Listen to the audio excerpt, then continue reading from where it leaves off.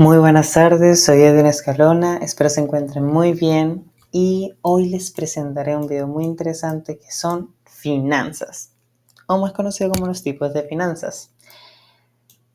Iniciamos con este video con una pequeña presentación y concepto de los tipos de finanzas. Nos centraremos solamente en las finanzas públicas, corporativas, personales y bursátiles. Comencemos. Finanzas personales. Básicamente las finanzas personales son el manejo del dinero y la planificación financiera que se realiza una persona, una familia, una comunidad pequeña. Implica cómo se ganan, gastan y ahorran los recursos económicos de cada uno con el objetivo de alcanzar metas financieras como una inversión, un fondo y tener una vida financiera más estable y más controlada. Básicamente esto se divide en muchos contextos, por ejemplo la deuda, que es básicamente el control y evitar las deudas que sean innecesarias o que sean excedentes de las necesidades generales de una familia o un individuo. El presupuesto, que básicamente el manejo de costos, ingresos, la planificación a futuro, que es básicamente las metas claras, tener una aclaración, una creación de un plan de inversión, buenísimo. Y las inversiones en caso tal de que una de las personas tenga un buen manejo de contextos financieros, como invertir en bienes raíces, en acciones, en bonos, en fondos de inversión.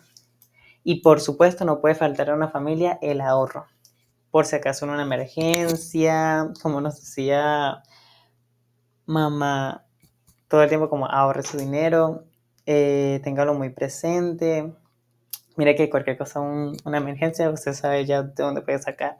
El cumplimiento de metas a corto y a largo plazo y las inversiones también se pueden utilizar en este caso.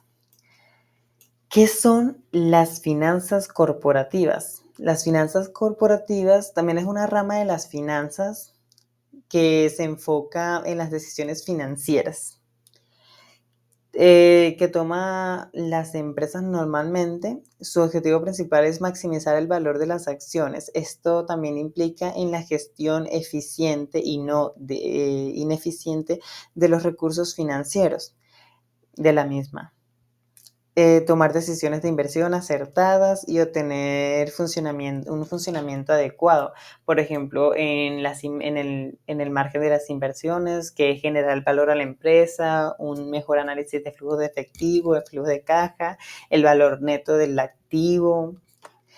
Y, por ejemplo, en el financiamiento, que es obtener recursos financieros. En la parte de las finanzas del financiamiento también tenemos el emisor, que es básicamente las acciones y las deudas, y el análisis de deudas y capital, que es muy importante, el control de activos y pasivos y del patrimonio. La gestión del capital, que es gestionar, como les decía, activos y pasivos. En el inventario, en el manejo de cuentas a pagar, en el manejo de cuentas a cobrar, porque también tenemos deudas y nos deben. En los dividendos, que es básicamente la distribución de las ganancias de los accionistas. Es muy importante, los dueños de la empresa reciben dividendos de forma, la ganancia en forma de dividendos como formación de pago. Y el manejo de riesgo, que es básicamente identificar, evaluar y mitigar los riesgos financieros.